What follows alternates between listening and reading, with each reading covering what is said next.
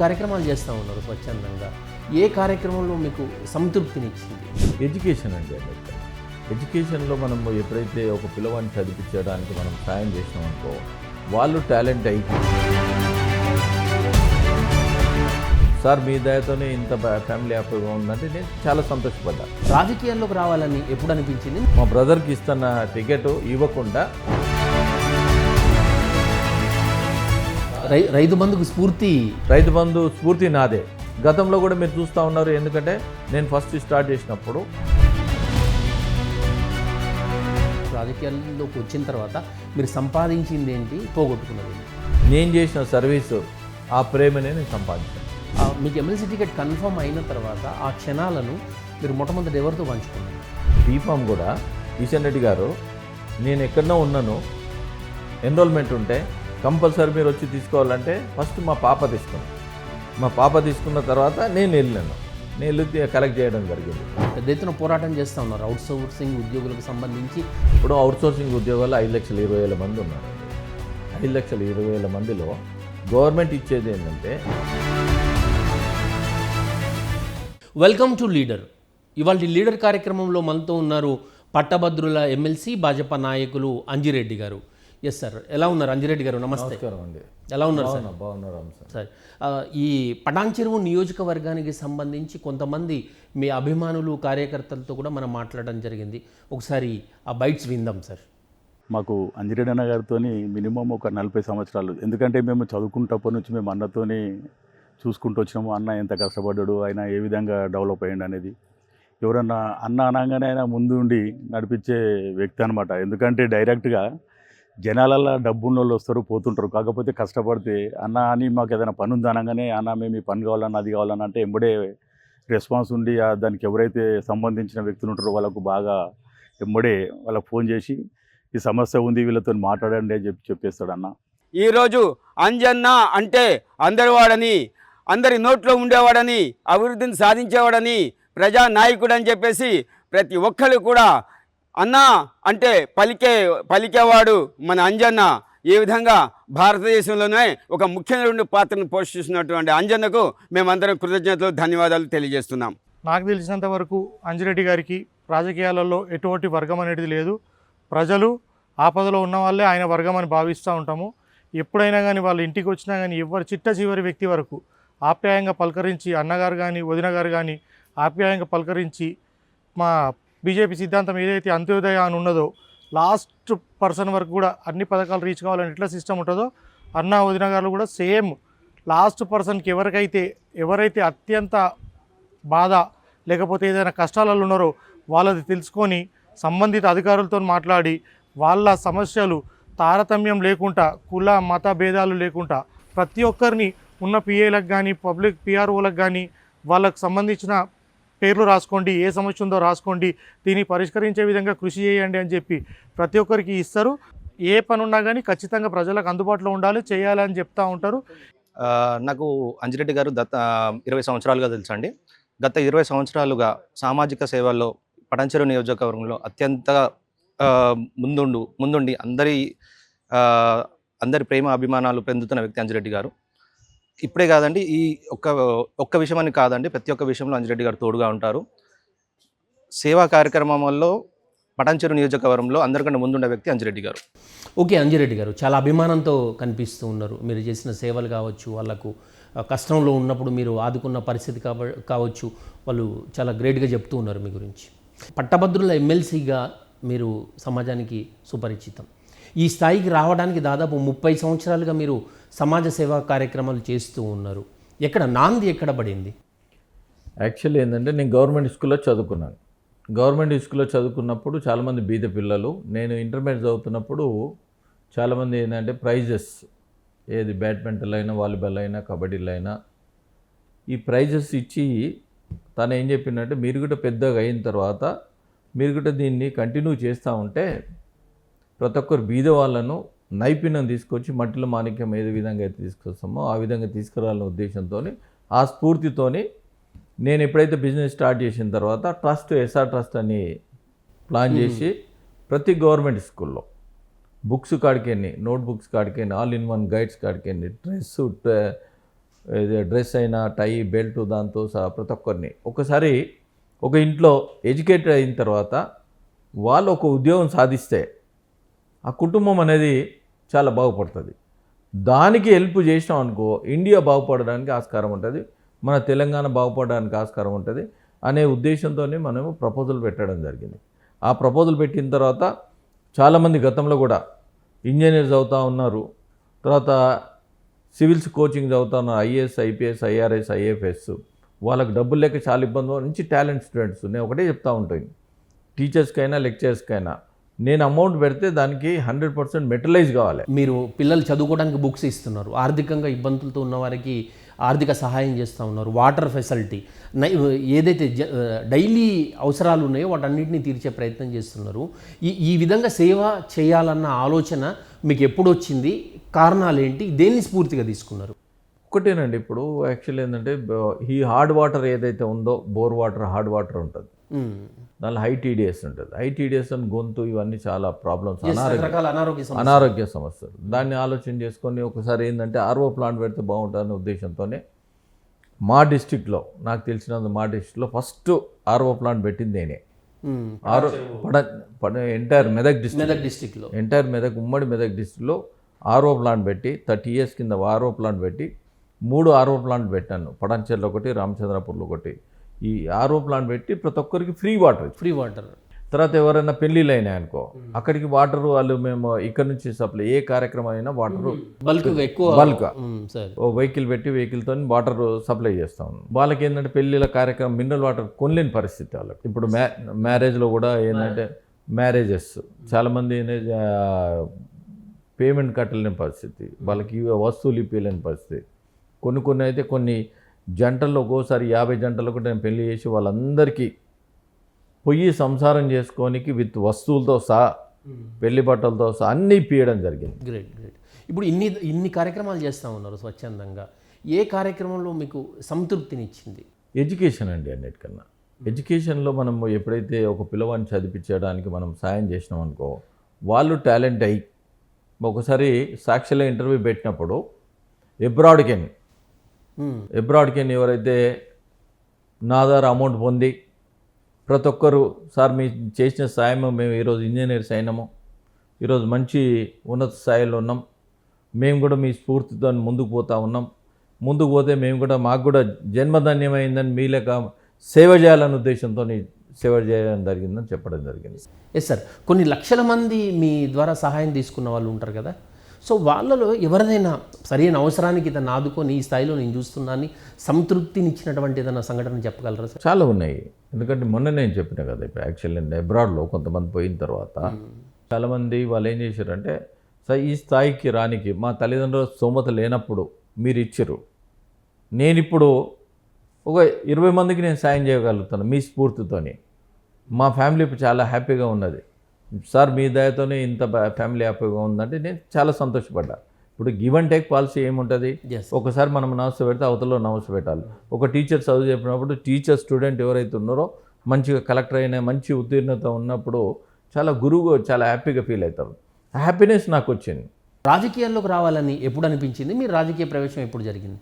రాజకీయంలో ఒకసారి ఏమైందంటే ఇట్లనే చేస్తూ పోతుంటే ఒక సందర్భం వచ్చినప్పుడు మా బ్రదర్కి ఇస్తున్న టికెట్ ఇవ్వకుండా, అంటే నాకు ఇంట్రెస్ట్ లేదు, నేను యాజ్ ఏ ఇండస్ట్రియలిస్ట్ నాకు ఇంట్రెస్ట్ లేనప్పుడు ఒకసారి ఇస్తున్న మాటను ఇవ్వకుండా వాళ్ళే నిలబడడం జరిగింది.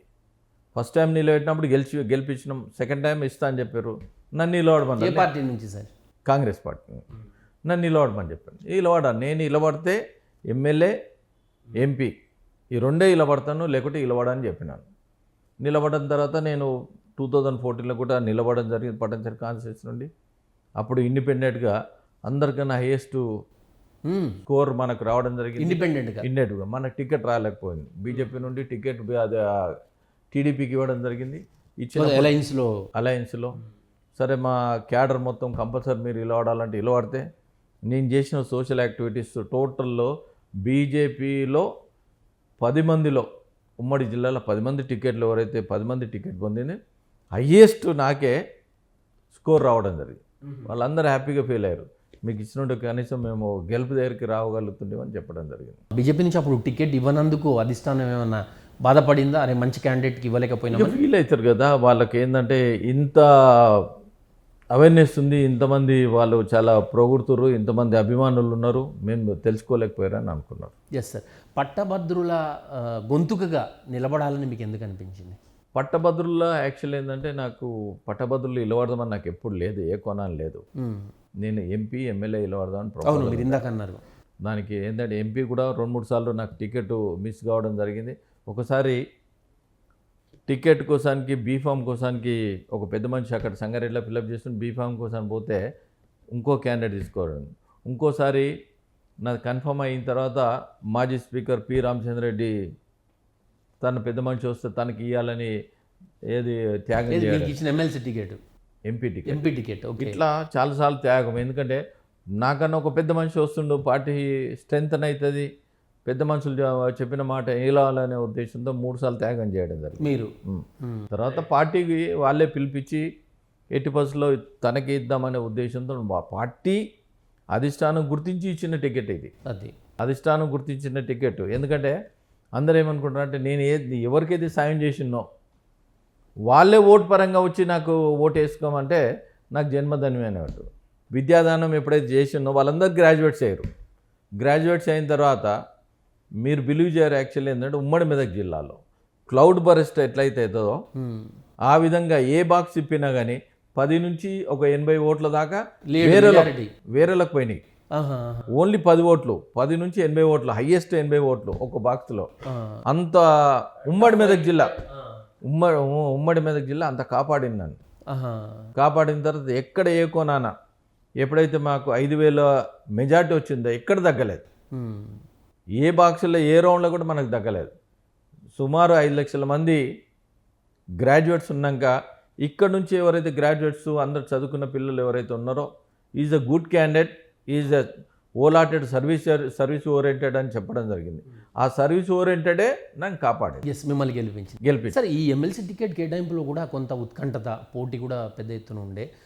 మీకు ఎమ్మెల్సీ టికెట్ కన్ఫర్మ్ అయిన తర్వాత ఆ క్షణాలను మీరు మొట్టమొదటి ఎవరితో పంచుకున్నారు? ఆ బీఫామ్ కూడా మా కూతురు తీసుకొచ్చింది.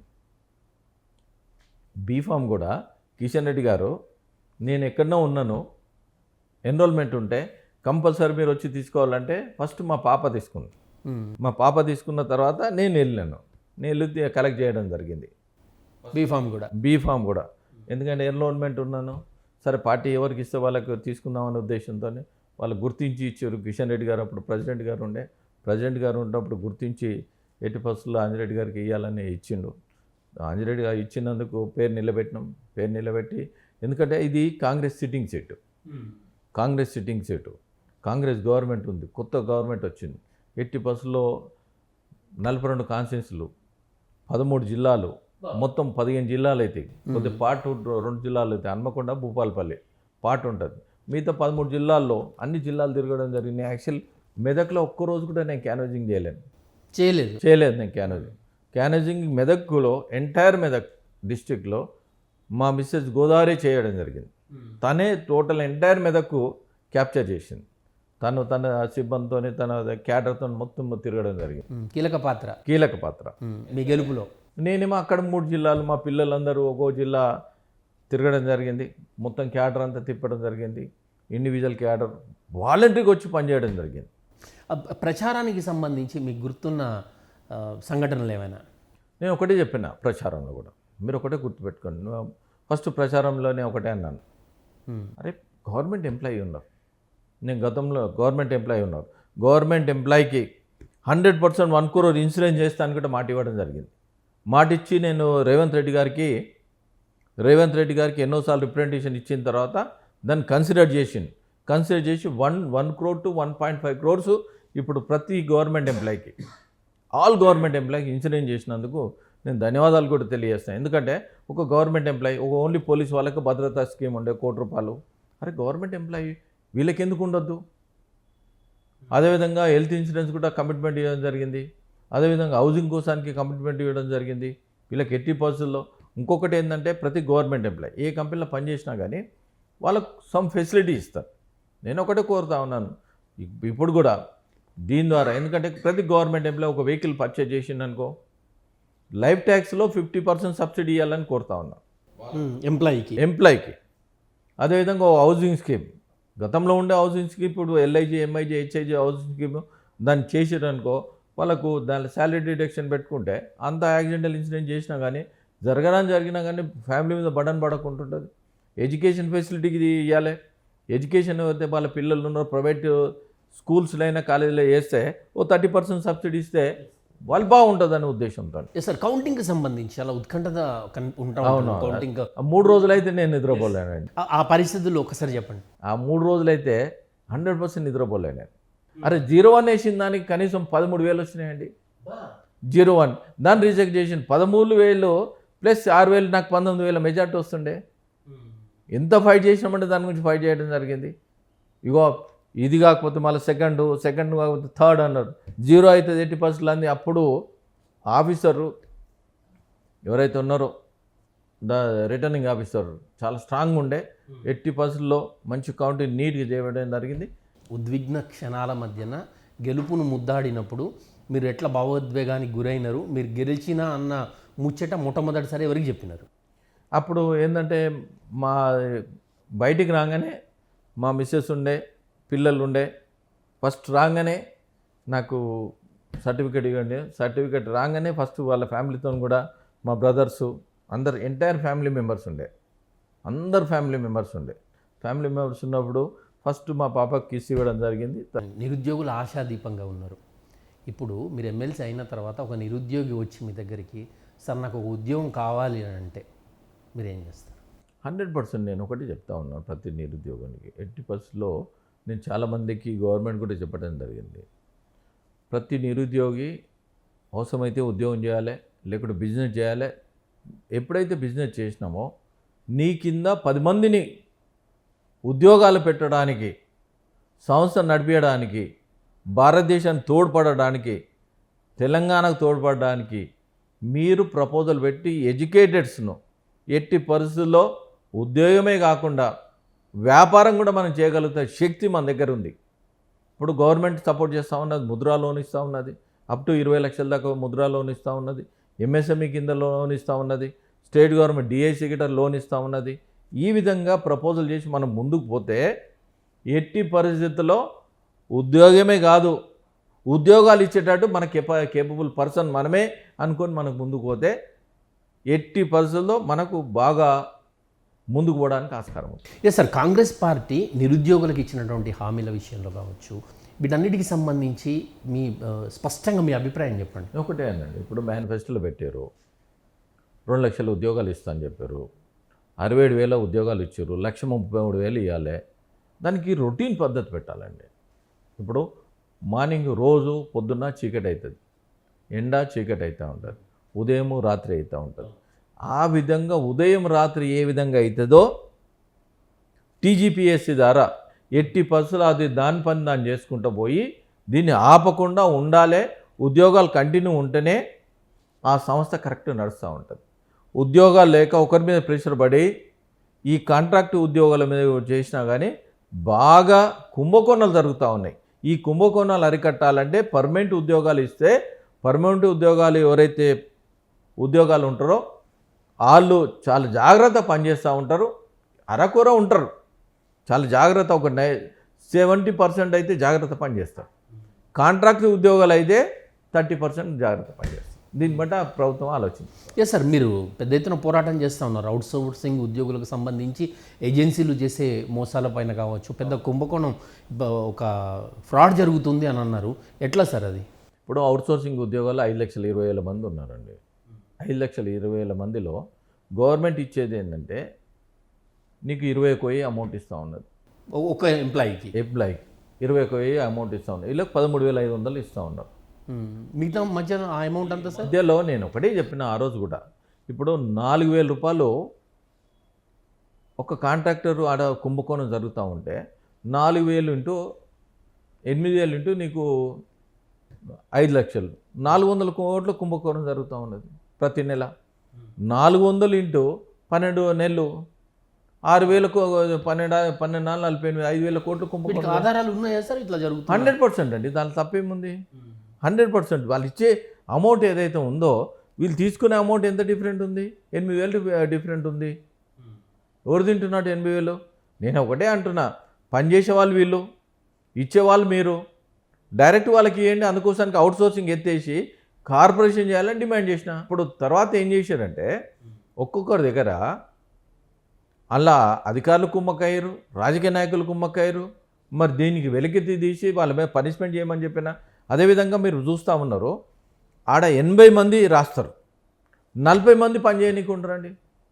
40 మంది శాలరీలు ఎగొడతా ఉంటారు. అంటే ఈ విధంగా ఒక 5 లక్షల మందిలో 3 లక్షల మంది నీకు జెన్యున్ పని చేస్తూ ఉంటారు, ఇంకా 2 లక్షల పేమెంట్ అదనంగా ఇస్తూ ఉన్నారు. అదెంత పెద్ద కుంభకోణం, దాన్ని బట్టి ఆలోచించుకోండి.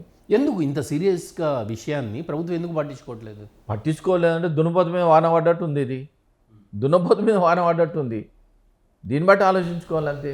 ఎస్ సార్, అవుట్సోర్సింగ్ ఉద్యోగులకు సంబంధించి ఇంత ఫ్రాడ్ జరుగుతుంది అంటున్నారు, ఇంత మోసం జరుగుతుంది అంటున్నారు, వాళ్ళ శ్రమ దోపిడీకి గురవుతున్నారు అని చెప్పి అంటూ ఉన్నారు. అవుట్సోర్సింగ్ ఉద్యోగులకు మీరు ఎటువంటి హామీ ఇస్తున్నారు? నేను ఒకటే చెప్పిన, మొన్న అవుట్సోర్సింగ్ ఉద్యోగాలకు నేను మొన్న ముఖ్యమంత్రి గారు లెటర్ ఇచ్చినాను. దాని ప్రాసెస్ పెట్టారు, 3 కమిటీ వేసారు.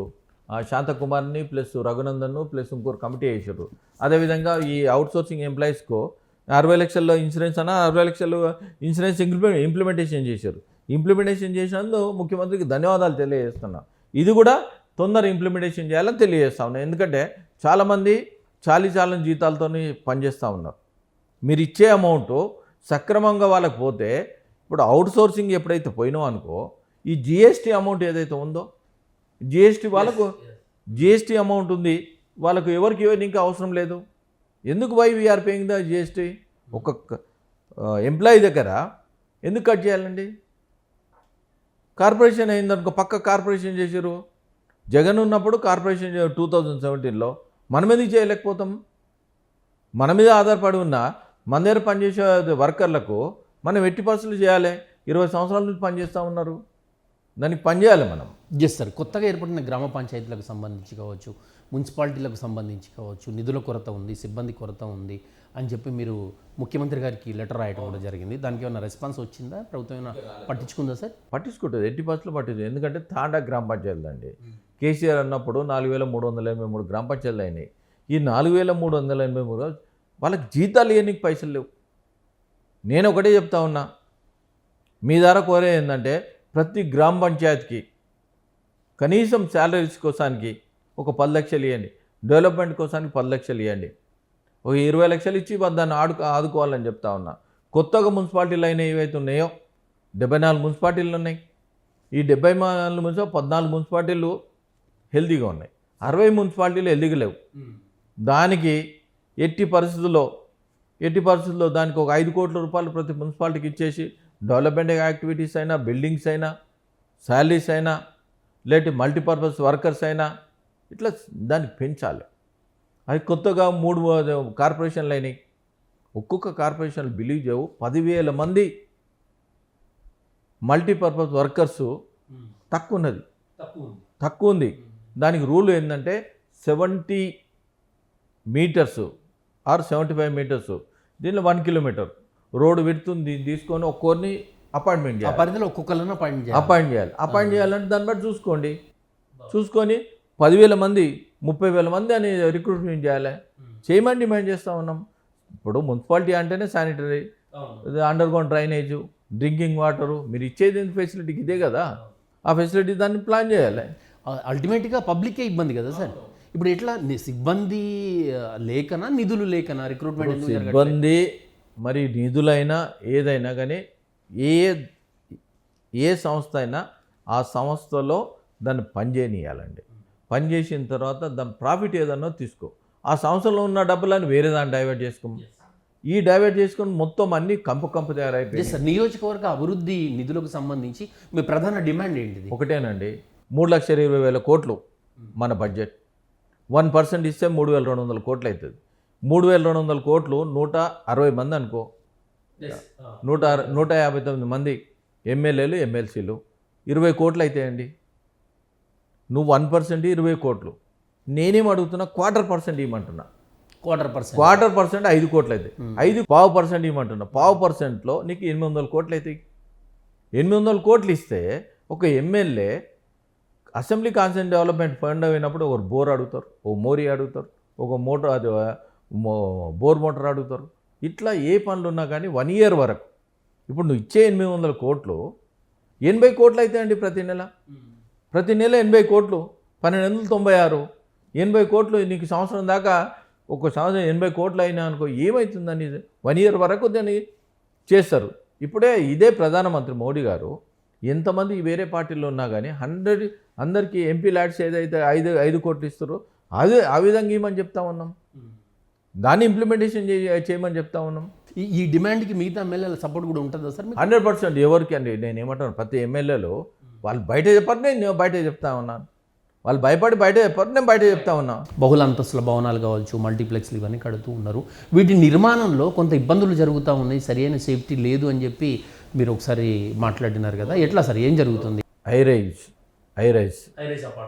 రైజ్ అపార్ట్మెంట్లో యాజ్ పర్ రూల్ ప్రకారం ఏంటంటే దాంట్లో ఫైర్ సేఫ్టీ కోసానికి ఎప్పుడైతే మొన్న గతంలో సికింద్రాబాద్లో జరిగినప్పుడు 12 ఫ్లోర్లు, 12th floor, 10th floor, 9th floor, నాకు ఐడియా లేదు, జరిగినప్పుడు ఒక సాఫ్ట్వేర్ కంపెనీలో ఫైర్ యాక్సిడెంట్ అయింది. ఫైర్ యాక్సిడెంట్ అయినప్పుడు 9 మంది ఆడపిల్లలు బాత్రూంలో పోయి జరుపుకుంటారు. వాళ్ళని కూడా లిఫ్ట్ క్రెయిన్ ఉండి మన దగ్గర హైడ్రాలిక్ ఫైర్ ఇంజన్ ఉంటే 9 మంది కాపాడుతూ ఉన్నాం. దాని గవర్నమెంటే కదా దానికి పర్మిషన్ ఇప్పించింది. మరి గవర్నమెంట్ బాధ్యత వహించాలి కదా. ఈరోజు 45 ఫ్లోర్లు ఇస్తూ ఉన్నారు, 50 ఫ్లోర్లు ఇస్తూ ఉన్నారు. మరి లిఫ్ట్ క్రెయిన్స్ ఏడున్నాయి? అదేవిధంగా లిఫ్ట్ ఫైర్ ఇంజన్లు ఏడున్నాయి? ఓన్లీ లిఫ్ట్ ఫైర్ ఇంజన్లు ఢిల్లీలో, బాంబేలో, బెంగళూరులో. మరి మన దగ్గర ఎందుకు లేవు సార్? మరి అదే మొన్న అదే అడిగినాను, ఎట్లా పర్మిషన్ ఇచ్చినావు, దీని బాధ్యత ఎవరు వహించాలి? వన్స్ పర్మిషన్ ఇచ్చినాక గవర్నమెంట్ బాధ్యత వహించాలి. దాన్ని ప్లాన్ చేసుకొని ముందుకు పోవాలి. నేను గతంలో ఇంకొకటి కూడా నేను చెప్తా ఉన్నాను. మాది 25th మ్యారేజ్ డే అయినప్పుడు 2018లో సార్, 2018లో రైతులందరూ పంట నష్టపోయి మొత్తం వర్షాలు పడ్డాయి. పంట నష్టపోయి మేము అనుకున్నాం మంచి మ్యారేజ్ డే స్లో జీప్ చేసుకుందాం అనుకున్నాం. మా మిస్సెస్ ఏమన్నది, మా కొడుకు మా కూతురు అందరు కూర్చొని, డాడీ ఎందుకు ఇవన్నీ ఖర్చు పెట్టుకుని రైతులకు డబ్బులు ఇస్తే బాగుంటుందని ఒక కూర్చున్న తర్వాత ప్రతి ఎకరకు 2,000 రూపాయలు నేను చొప్పున అమౌంట్ ఇవ్వడం జరిగింది. పంట నష్టపోయిన రైతులకు ప్రతి ఒక్కరికి 42,50,000 రూపాయలు ఇచ్చిన. 42,50,000 ఇచ్చిన. ఇచ్చిన తర్వాత దీన్ని చూసి కేసీఆర్ రైతు బంధు స్టార్ట్ చేయడం జరిగింది. రైతు బంధుకు స్ఫూర్తి నాదే. ఓ గ్రేట్ సార్. రైతు బంధు స్ఫూర్తి నాదే. గతంలో కూడా మీరు చూస్తూ ఉన్నారు. ఎందుకంటే నేను ఫస్ట్ స్టార్ట్ చేసినప్పుడు ఇదే కాంగ్రెస్ గవర్నమెంట్లో ఉన్నప్పుడు హెల్త్ ఇన్సూరెన్స్ చేస్తుంటే 300 కడితే సెంట్రల్ గవర్నమెంట్ 700 రూపాయలు కడతా ఉండే. 30,000 ఎంటైర్ ఫ్యామిలీ ఉండే. Health insurance, accidental insurance. నా ఉద్దేశం ఏంటంటే ఒక మనిషికి సేఫ్టీ ఉండాలంటే ఫారెన్లో పోతే మనం ఏ విధంగా సేఫ్టీ ఉంటామో ఆ విధంగా సేఫ్టీ ఉండాలి. ఎడ్యుకేషన్ మీద ప్లస్ హెల్త్ మీద, ఈ రైతుల మీద. ఈ 3 నాకు బాగా ప్రేమ అండి. ఈ ప్రేమతోనే నేను ఇవన్నీ చేస్తుంది. ఇవి చూసిన తర్వాత ఒకసారి డిస్కషన్ అయిన తర్వాత రాజశేఖర్ రెడ్డి సాబ్ ఇవి ఏది ఆరోగ్యశ్రీ పెట్టారు. వైఎస్ రాజశేఖర రెడ్డి గారు. రాజశేఖర రెడ్డి గారు రైతుల కోసానికి రైతు ఏది నీకు రుణమాఫీ చేశారు, కరెంటు ఫ్రీ ఇచ్చారు రైతుల కోసానికి, విద్యార్థుల కోసం ఫీజు రియంబర్స్మెంట్ చేశారు, అదేవిధంగా ఆరోగ్యశ్రీ తీసుకొచ్చారు. అందుకంటే రాజశేఖర రెడ్డి దాని మీద ప్రేమ. కేసీఆర్ నేను చేసిన తర్వాత ఎప్పుడైతే ఈ రైతు బీమా కేసీఆర్ చేసిన 2 మంచి పనులు ఉన్నాయి. రైతు బీమా, రైతు భరోసా, రైతు బంధు ఆయన చేసింది. రైతు బంధు ఈ 2 మంచి పనులండి. దానికి 100% నేను అగ్రీ అవుతాను. ఎందుకంటే ఎప్పుడైనా కానీ ఏ రాజకీయ నాయకుడు పార్టీ వేరైనా సరే ఎవరైతే మంచి పనులు చేశారో దానికి మనం సహకరించాలి, వాళ్ళకి ముందు తీసుకోవాలి. రైతులకు పంట పండించాలని ప్లాన్ చేశారు. ఇప్పుడు నరేంద్ర మోడీ గారు చేశారు. నరేంద్ర మోడీ గారు ప్రధానమంత్రి కిసాన్ సమ్మాన్ నిధి కింద ఏదైతే ఉందో 6,000 రూపాయలు ఇస్తూ ఉన్నారు. 100% అందరికి ఇస్తూ ఉన్నారు. ఇప్పటి వరకు 1,00,000 కోట్ల పైన ఇవ్వడం జరిగింది. ఇది మంచి స్కీమ్. Yes sir. ఇప్పుడు ఈ స్కీమ్స్ కావచ్చు, ఉచితాలు భారతదేశ వ్యాప్తంగా ఏ రాష్ట్రం చూసినా ఎన్నికలు వచ్చేసరికల్లా ఉచిత హామీలు ఇస్తూ ఉన్నారు. ఉచితాలను మీరు సమర్థిస్తారా? ఒకటేనండి, ప్రతి ఒక్కరికి హెల్త్ ఒకటి, ఎడ్యుకేషన్ ఒకటి, ఈ రెండు 100% మనం చేయాలి. మిగతా అనేది ఏంటంటే ఇన్ఫ్రాస్ట్రక్చర్ డెవలప్మెంట్ చేయాలి. ఇన్ఫ్రాస్ట్రక్చర్ మాజీ రాష్ట్రపతి వెంకయ్య నాయుడు గారు కూడా ఇదే చెప్పడం జరిగింది. ఇన్ఫ్రాస్ట్రక్చర్ ఎప్పుడైతే డెవలప్మెంట్ చేసినాం అనుకో, ప్రతి ఒక్కరు కష్టానికి అలవాటు పడి పోతారు. ఎప్పుడైతే మీరు ఉచితాలు ఇచ్చారనుకో వాళ్ళ ఇన్కమ్ ఎంతవరకు ఉంటుందో తెలుసా? వాళ్ళ ఇన్కమ్ ఓన్లీ ఇప్పుడు ఉచితాలు 2000 ఇచ్చారనుకో 2000 వరకు ఉంటుంది. ఇన్ఫ్రాస్ట్రక్చర్ గిట్ట మనం చేసి నువ్వు పని చేయరా అంటే ఈ 2000 కాదు 2 లక్షల దాకా సంపాదించగలుగుతారు. నీకు అది గ్రేటా 2000 గ్రేటా? ఒక్కసారి 2000కి అలవాటు పడ్డ తర్వాత వాళ్ళు పని చేయలేరు. ఇన్ఫ్రాస్ట్రక్చర్ డెవలప్మెంట్ చేసిన తర్వాత మీరు పని చేయండి అంటే 20,000 సంపాదించవచ్చు, 1,00,000 రూపాయలు సంపాదించవచ్చు, 1,50,000 సంపాదించవచ్చు, 2 లక్షలు సంపాదించవచ్చు, 2 కోట్లు సంపాదించవచ్చు. దాన్ని మనం ప్రోత్సహించాలి. రాజకీయాల్లోకి చాలా సేవా కార్యక్రమాల తర్వాత మీరు రాజకీయాల్లోకి వచ్చినారు. రాజకీయాల్లోకి వచ్చిన తర్వాత మీరు సంపాదించింది ఏంటి, పోగొట్టుకున్నది ఏంటి? ఇక నేను ఒకటేం ప్రేమ నేను సంపాదించిందండి. అందరి మధ్యలో ఇప్పటికైనా మీరు గుర్తుపెట్టుకోండి, ప్రతి ఒక్కరికి ఎవరితోనైనా కానీ నేను చేసిన సర్వీసు ఆ ప్రేమనే నేను సంపాదించాను. సర్వీస్తోనే నేను ప్రేమ సంపాదించాను. నేను మోస్ట్ ఇంపార్టెంట్ ఏంటంటే డబ్బులు ఇచ్చి తాగనీకి కాదు, వాళ్ళ జీవితంలో ఎదగడానికి నేను సపోర్ట్ చేయడానికి. మీతో పాటు రాజకీయాల్లో మీ కుటుంబానికి సంబంధించి ఎవరైనా ఉన్నారా? మా మిస్సెస్ జిల్లా ప్రెసిడెంట్ ఉంది, తను నాతో పాటు తోడైన తర్వాత వాళ్ళు పార్టీ గుర్తించి 80% మహిళకి ఇవ్వాలనే ఉద్దేశంతోనే మా గోదావరికి ఇవ్వడం జరిగింది. తను మంచిగా స్పీకర్. Yes sir. ఇంకా మీ కుటుంబం గురించి చెప్పండి. ఎంతమంది పిల్లలు? మా కుటుంబంలో మేము యాక్చువల్ ఏంటంటే మాది ఉమ్మడి కంబైన్డ్ ఫ్యామిలీ, 4 అన్నదమ్ములము. అందరికీ ఇద్దరు పిల్లలు, ఒక సిస్టరు, తను గవర్నమెంట్ ఎంప్లాయీ టీచర్ అయినా. మా 4 అన్నదమ్ములము అందరికీ ఇద్దరు అంటే ఇప్పుడు 4 2 8 మంది పిల్లలు ఉంటారు. పిల్లలందరికీ ఇళ్ళనే ఉంటాం మేము. ఒకటే కామన్ కిచెన్. మా అన్నయ్య మా 2 తమ్ముళ్ళు ఇండస్ట్రీ చూసుకుంటే నేను ఒక్కనే పొలిటికల్ రావడం జరిగింది. సార్ మీ ఆర్గనైజేషన్ గురించి ఒక ముక్కలో చెప్పండి. ఆర్గనైజేషన్ ఎప్పుడు పెట్టినారు, ఎట్లాంటి సేవా యాక్టివిటీస్ చేస్తున్నారు? మా ఆర్గనైజేషన్ పెట్టిన తర్వాత యాక్చువల్ ఏంటంటే మేము 2018లో పెట్టాం. దానికి యాక్చువల్ ఏంటంటే ట్రస్ట్గా రిజిస్ట్రేషన్ చేసి 2004లో రిజిస్ట్రేషన్ చేయడం. జనరల్గా మీకు ఖాళీ సమయం అంటూ దొరకదు. ఇన్ కేస్ ఎప్పుడైనా ఖాళీ సమయం దొరికితే ఏం చేస్తుంటారు? యాక్చువల్ ఖాళీ సమయమే ఉండదు. ఉన్న తర్వాత చిన్నపిల్లలు ఎట్లయినా ఉంటారు, వాళ్ళతో కొద్దిగా కాలక్షేపం చేయడానికి, చిన్నపిల్లలతో, మనవరాళ్ళతో ఏదైనా ప్లేస్ మీరు నచ్చిన ప్లేస్ ఏదంటే సార్? ఎట్లయినా టెంపుల్స్కి పోతూ ఉంటాం. తర్వాత ఏంటంటే అన్నిటికన్నా ఏంటంటే రైతాంగం దగ్గరికి పోతే చాలా హ్యాపీగా ఫీల్ అవుతాం. మనం ఎక్కడ చేను దగ్గరకు పోయినామను, నేను ఎప్పుడన్నా టూర్లో పోయినప్పుడు కూడా చేను దగ్గర పని చేస్తున్నప్పుడు వాళ్ళ దగ్గర వాలంటీర్గా పోయి పనిచేసి ఏ విధంగా దీన్ని సాయిల్ టెస్ట్ చేసిరా, ఏ పంట వేస్తే ఎట్లుంటుంది, ఏ పంట తీసుకుపోతే ఎట్లుంటుంది, దీన్ని బాగా ముందుకు తీసుకోవడానికి. Yes sir. పంటల గురించి మాట్లాడండి. మీకు ఇష్టమైన ఆహారం ఏంటి సార్? నేను ఇష్టమైన జొన్న రొట్టె తింటానండి. మార్నింగు జొన్న రొట్టె, మళ్ళీ నైట్ జొన్న రొట్టె, మధ్యాహ్నం అయితే రైస్ తింటాను. జొన్న రొట్టె ఉంటే ఏమవుతుందంటే హ్యాపీగా ఫీల్ అనిపిస్తుంది నాకు. జొన్న రొట్టె తినని రోజు మళ్ళీ ఆకలి అనిపిస్తుంది. నాన్ వెజ్ కూడా తింటారా? Non veg compulsory. ఈ సినిమాలు సమయం ఎప్పుడన్నా దొరికినప్పుడు మంచి సినిమా అనుకుంటే ఏదైనా వెళ్తుంటారా సార్? సినిమాలు చూస్తుంటే అప్పుడైతే నేను చిన్న ఉన్నప్పుడు అయితే ప్రతి సినిమా వదలకపోతుంది. లాస్ట్ సినిమా ఏది సార్? గుర్తే లేదండి. ఏ హీరో అంటే ఇష్టం? హీరోలు అంటే నాకు సినిమా నచ్చిందని బట్టి నాకు పర్టికులర్గా ఈ హీరో ఆ హీరో అనేది సమస్య కాదు. ఏదైతే స్టోరీ బాగుంటుందో దాన్ని బట్టి ఏదన్నా. టీము మీ ఫ్రెండ్స్ అందరూ కలిసి వెళ్తారా, ఒక్కళ్ళేనా? అప్పుడంతా మేము ఒక 4-5 మెంబర్స్ కలిసిపోతుండే. ఎప్పుడైనా second show, first show, second show school అయిపోయినాక పోతుండే. కానీ ఏ సినిమా వదలకపోతుండే. ఇంటర్మీడియట్ చదివినప్పుడు కూడా, నేను ఇంటర్మీడియట్ చదివినప్పుడు సిటీలో చదివినప్పుడు ప్రతి హాల్లో సినిమా చూసిన, చూడని హాల్ అయితే లేదు. అప్పుడు మీతో పాటు సినిమా చూసిన మీ మిత్రులు ఇప్పుడు ఎవరైనా అందుబాటులో ఉన్నారా? వాళ్ళ గురించి ఏమైనా చెప్పగలరా? ఉన్నాడు, అశోక్ అంటాడు ఉన్నాడు. వాడు నేను ఎక్కువ పోతుంటే దానికి. వాడు ఇప్పుడు ఏంటంటే మొన్ననే సర్కిల్ ఇన్స్పెక్టర్ అయ్యి రిటైర్డ్ కూడా అయ్యిండాడు. కలుస్తుంటారా సార్ చిన్నప్పటి మిత్రులంతా? ఇప్పుడు తక్కువ అండి. ఇప్పుడు అంటే ఇప్పుడు నేను 10th క్లాస్ స్టూడెంట్స్ కంటిన్యూ కలుస్తుంటాం. Yes sir. చివరగా మిమ్మల్ని తమ ప్రతినిధిగా ఎన్నుకున్న పట్టభద్రులకు సంబంధించి కావచ్చు, కుటుంబ సభ్యులకు కావచ్చు, పటాన్ చెరువు నియోజకవర్గ ప్రజలకు కావచ్చు, మీరు ఏదైనా చెప్పమంటే హృదయపూర్వకంగా ఏం చెప్తారు? నేను నిస్వార్థంగా నా కోసం పనిచేశారు. వాళ్ళందరికీ పేరు పేరున ధన్యవాదాలు తెలియజేస్తా ఉన్నాను. ఇంకొకటి ఏంటంటే నన్ను యాక్చువల్లీ ఏంటంటే చాలామంది అందరూ అంటారు, అన్నా మేము కంపల్సరీ శనివారం ఆంజనేయ గుర్తు పెడతాం, నువ్వు గుర్తుంటావన్నా. హనుమంతుడు పేరు ఎట్లయితుందో ఆంజనేయులు పేరు అంజిరెడ్డి అని పెట్టారు. 100% మా నోట్లోనే ఆడతామని వాళ్ళు చెప్తా ఉంటారు. చాలా అంతకన్నా మించి ఇంకేం కావాలి వాళ్ళు. Thank you so much Anji Reddy గారు, మీ రాజకీయ ప్రయాణాన్ని, మీ సేవల స్ఫూర్తిని మాతో పంచుకున్నందుకు thank you so much. Thank you. ఇది ఇవాల్టి లీడర్ కార్యక్రమం. మరో గెస్ట్తో మళ్ళీ కలుద్దాం. చూస్తూనే ఉండండి 9+ న్యూస్.